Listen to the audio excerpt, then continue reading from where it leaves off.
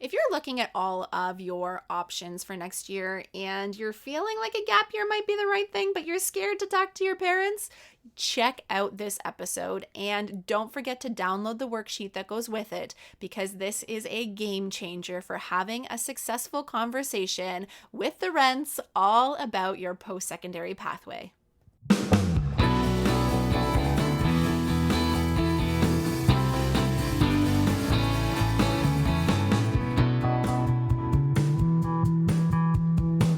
Welcome to the Gap Year Podcast, where we explore the who, what, where, when, and why of gap years. It's real people sharing their stories, ideas, and experts diving deep into how you can make the right decisions in order to have a meaningful gap year. This is the place to be no matter where you are on your gap year journey. I'm Michelle Dittmer, your resident gap year expert. Let's jump right in.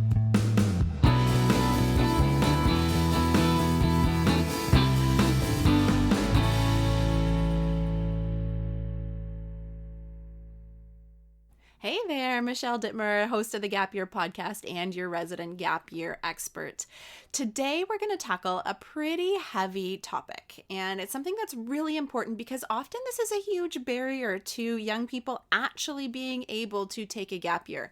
And that is, I don't want to say convincing your parents, because it's not about convincing, it's about having that conversation, that dreaded conversation. I don't want to go to school next year. And the tactics that we're going to talk about in this will help you to feel more confident in having that conversation and help you to have the tools in order to help your parents see your perspective around why you're making that request or that decision for you. Now, if you're a parent, this is also a very helpful piece, because maybe you're recognizing that your young person is burnt out, and while they're pushing to go directly to school, maybe you see that maybe they would benefit from pushing pause for a second. So whether you're a parent or a student, these tips are going to be super helpful for you.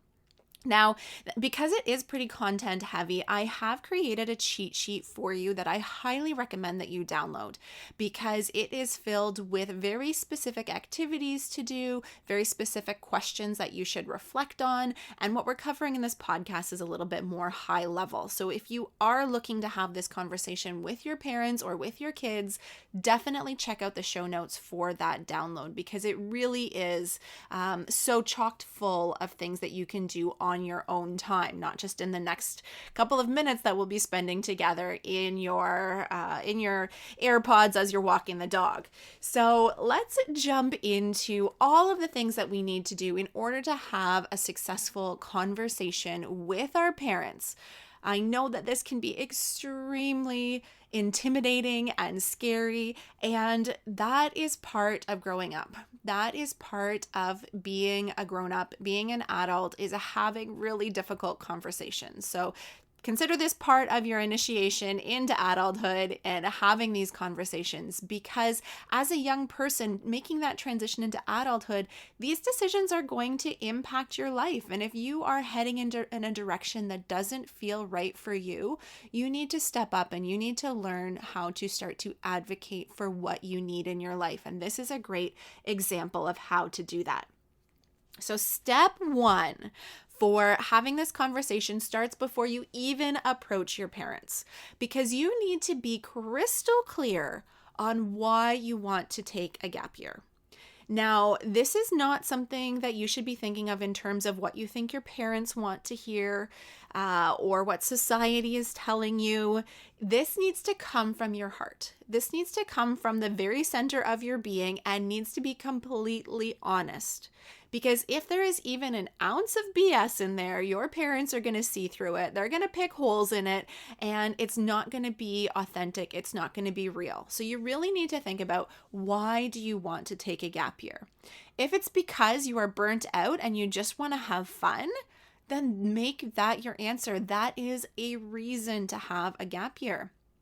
If you are confused about what your next steps are and it doesn't make sense to you to jump into a program if you're not 100% sure, write that down as your reason.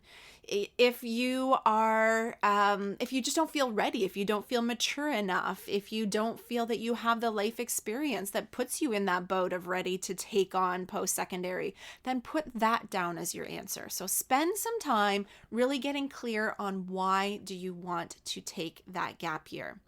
And that is the fundamental, that is the base that you need to do. Now, once you are crystal clear on what that is, now you need to do the good old pro and con list. So get out 2 pieces of paper, put a line right down the middle of each of them, and at the top of it, put university, pros, cons. On the other paper, put gap year, pros, cons. Really important so that you can start to think of what are some of the things in your life from your perspective that you see as the benefits and the risks to each of these pathways. Because we want to make sure that you're going into this conversation still feeling like the gap year is the right decision for you. So put together those pro and con lists. That's the second thing you need to do before having the conversation. The third thing that you should have is a draft list of some of the things that you want to do on your gap year. So what are some of the things that you would like to accomplish? Maybe you want to get your first aid certificate, or maybe you want to test out a different art form, or maybe you want to get an internship at a law office. Whatever those things are that you want to do, make a very draft list, because you want to show to your parents in this conversation that you aren't just looking to freeload for a year. Because sometimes that's their perception. Like, my kid just wants to sit on the couch for a year, and that's not happening. But if you can come to them saying, no, mom and dad, I'm not going to be sitting on the couch. These are some of the things that I'm interested in doing in this year. And this is why I want to do them, because it's going to give me more clarity on my future, or I'm going to develop skills that are going to set me apart from my peers, or they're things I've always been curious about, and I'm scared if I don't do them now, I'll never get the chance to do that.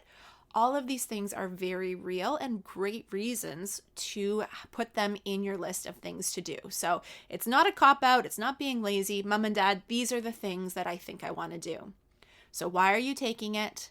Your pro and con list, and a list of things that you want to do on your gap year. With those things, you're pretty prepared to step into the conversation. So the next thing that you have to do is you have to lead them in, warm them up to this conversation. And you'll notice I'm saying that this is a conversation. This isn't an argument. This isn't a dictatorship. It is a conversation. And you need everybody to come to the table in this conversation. So both sides. This isn't a lecture on either part. This is an opportunity for you to come together respectfully and with patience and have a very successful conversation. So here are a couple things that you can do to warm them up to that conversation and to help the process go a lot smoother. So the first one is to not surprise them with this conversation. Make sure you're giving them some time to think about it, get them warmed up a little bit. And so for some people, it's when they're dropping you off at school, just a quick comment. Hey, mom and dad, I'd love to talk about my post-secondary decision this Thursday after dinner. Can we set aside some time? I have some thoughts on what I want to do next year. So very casual, very easy. We're not saying I want to talk to you about a gap year, or I'm thinking of not going to school next year. We're just saying, let's talk about what's happening next year. And I've got some ideas, but I want to sit down together. And with that, you're seeding the conversation. You're planting a seed in their mind. Thursday, we're going to have a conversation about what they want to do, and my kid has some ideas. So they are going to be warmed up to that conversation, which will set the tone really well. The next is to think about where you're going to have that conversation. Is your family like a sit around the dinner table conversation type family? Are you the type of family that might be better if you have it while you are on a hike Is it a better decision for your family that maybe you want to do it on a long car ride? So you have to think about the location a little bit. That will help you to feel comfortable having this conversation and help your family to feel more comfortable having this conversation. And then the last tip in the preparation side of things is to not overthink it. You don't want to really, really stress yourself out too much and to really practice it too many times, rehearse it, and have a script. You do want to prepare. You do want to feel good about what you want to say, but you also want it to be genuine and real. And you need to be a little bit relaxed in that for that to come off as authentic and heartfelt and centered around what you need from your life. So that is something that's really important, is to not overthink about it. Stay optimistic. Your parents might surprise you about how open they are to the idea of taking a gap year. And so just don't go in thinking that this is futile. Just stay optimistic and have a good conversation. Now, in some cases, parents don't like to be surprised by anything, or you're scared you're going to chicken out. And if those types of scenarios are the case, I know of some families where the young person has written everything in an email and sent it to their parents. So if having that conversation is too intimidating and you're scared you're not going to get the right words out, or you're going to be cut off, or it's not going to be received very well, some people have chosen to actually do it all in an email. Now, I don't entirely recommend this because I think that it is a lot more organic to have a conversation, and it allows for both sides of the conversation to come together rather than it be kind of a decision that you've already made and now you're just informing your parents. So if you are going to send it by email, make sure that you're following up with a conversation, and make sure you're very, very careful in the language that you're using so that you are inviting them to a further conversation. You're not just giving the final decision, because we need both sides to be on board for this to go well. Now, in having the conversation, you're going to have to share your ideas. That's where you really have to start. And you want to start letting them know that you've really thought things out. So, Mom and Dad, I'm so glad we're sitting down to have this conversation. And I've been thinking really, really hard about my future and what makes sense for me right now. And although I think university or college is in my future, I don't think it's the right thing for me to do next year. So that's a really great way, a very soft way of saying that I need some time off. I need to take a gap year. So just setting the tone, letting them know up front that this is the way that the conversation is going to go. And then you really want to involve them in the conversation. So you're going to share with them your ideas. You want to take a gap year, and you've looked at the pros and the cons, and these are kind of the things that you would like to do. But I want to hear your side, Mom and Dad. What are your thoughts on this? And give them an opportunity to talk about what their ideas are. And they may be able to do that right on the spot. They may be able to give you some immediate feedback, or they may say, wow, this caught us off guard. I'm not sure how I feel about this. And maybe you want to suggest taking a pause. Say, great, Mom and Dad, no problem. Can we talk about this again tomorrow night or on the weekend, or give them some time when you're going to come back to it. But if they're on board, if they're game to have this conversation and you're ready to continue, ask them what their life goals are for you. So what do they want for you? And in most cases, what it boils down to is parents want you to be happy, healthy, and successful. And with those three things, though all of those three things are not mutually exclusive to taking a gap year. Taking a gap year is not going to make you unhealthy. It's not going to make you unhappy, unhealthy, or unsuccessful. It is merely pushing pause on your formal education in order to gain some perspective. So if you can help them see what their life goals are for you, and that a gap year can fit into that, that is a really powerful tool to use. And invite them to also come up with a pro and con list. So you have your perspective from your lived life, but your parents will also be able to bring a different angle and a different perspective to this conversation because they have like all of their grown-up life lived experience. They have been in the workplace. They have seen your cousins go off to school. They have seen other things in their life. So their perspective does have value. Now, it doesn't supersede, it doesn't have more power than your thoughts, but you need to bring those things in because they're going to bring up some things that maybe you haven't considered. And it also makes sure that this is a two-way conversation and that both sides of things are being listened to and understood.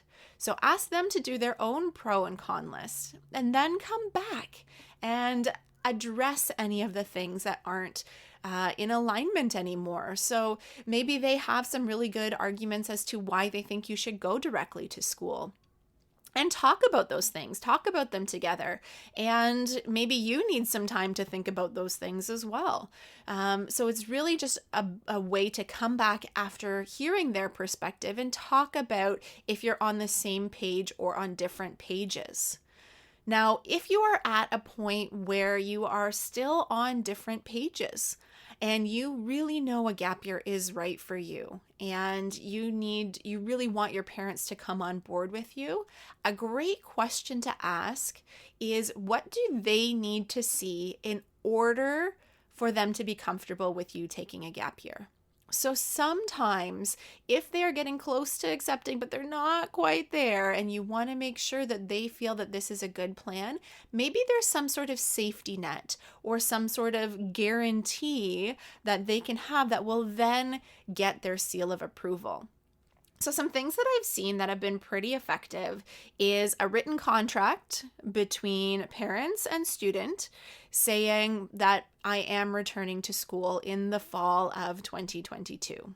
And so you write it out and you are basically guaranteeing your parents that you're not going to become a vagabond for the rest of your life. You're putting it down on paper that this is a commitment that you are making. So maybe that's something that would help them. So some sort of contract. Maybe they need to see a concrete plan or budget for your year because they're still not really sure what this gap year really looks like. So maybe that's something they need to see in order for them to feel comfortable. So you need to do maybe some more research. Now, if this is the case, we've got a great tool to save you time in that planning process, and your parents might actually find it's really helpful in order to really understand what your gap year is going to look like. We have a tool called the Gap Year Planning Toolkit, and we'll link to it in the show notes, but basically it's a step-by-step guide to putting that plan together for your year. And that might be something that will help get them on board with this idea and help them envision what this year might look like, because they may be thinking you're just going to sit on the couch. So if you can put together a really solid plan of all the ways you're going to be moving yourself forward in life, that will really help them. Maybe they need to see that you're going to actually get a formal deferral from your university of choice. So that could be another thing that you could come to agreement on, that you're going to apply in your grade 12 year. And when you get the acceptance, you are going to ask the university to hold your spot for a year. So you're actually going to be applying for a deferral. And maybe that's the insurance your parents need in order to approve the idea of taking a gap year. So now, at some point during this, things might get emotional or heated, especially if you come from a family that's full of passion, or it might get uncomfortable if you're from a family that doesn't usually have conversations like this. And I just want to give you the permission to not be shy, to take a break from the conversation. So this could be a break for 5 minutes, or it could be a break for a day or a week, depending on what the situation is. So you can just step up and say, listen, mom and dad, I'm feeling really overwhelmed right now, or I'm feeling like we're not listening to each other. I feel like this conversation is exhausting me right now, and I'm not really bringing my best to this conversation, or you've given me some really good things to think about, and I think we should just pause this conversation and take it up again tomorrow, next week, whatever that might be. So just acknowledging that maybe we need a little bit of space to continue this conversation in a really positive way. So there you go. You've had your conversation, and it's really important that it doesn't end there. Even if your parents say, "Yep, great.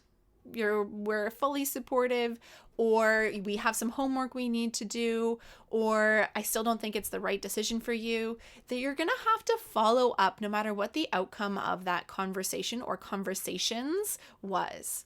So you want to show your parents that you are a responsible adult and that you can follow through with any of the things that they're requesting. So if they want that extra plan, do it. If they want an official deferral, research which universities would grant you that deferral. So follow through, because this is a way that you can show them that not only are you going to be able to follow through on the conversation, but you're going to be able to follow through on a really meaningful gap year. So I think if you are still struggling with this conversation, then the Canadian Gap Year Association is really here to help. So we've got this incredible guide for downloads. We run tons of information sessions for parents and for students around what are universities saying about gap years, what should you do on a gap year to make sure it's purposeful, and how do you get recognition for the things that you do on your gap year. These are all things that we do at CanGap. So definitely head to the website and check out the show notes, where we'll link to all of these incredible resources that are here to help you on your journey. So please make sure that you tap into the resources around you and know that there are supports out there for you in this conversation and beyond. So to actually make sure that you're going to have a very purposeful, very meaningful year, the Canadian Gap Year Association has got your back. So again, my top tip is to download that resource. Make sure you have that in your back pocket, and to leverage the Gap Year Planning Toolkit if you are required to put together a little bit more of a concrete plan. So that is where you need to start with this conversation. And just know that this is part of growing up, and this conversation will positively impact the rest of your life. So regardless of the outcome, having the confidence and the skills to have difficult conversations will be setting you up for success in your life. And I am proud of you for putting in the effort into this conversation and for advocating for what feels right to you. So if you do need some additional support, check out the CanGap website, check out our other podcast episodes, and we have got your back. Until next time, keep on adventuring.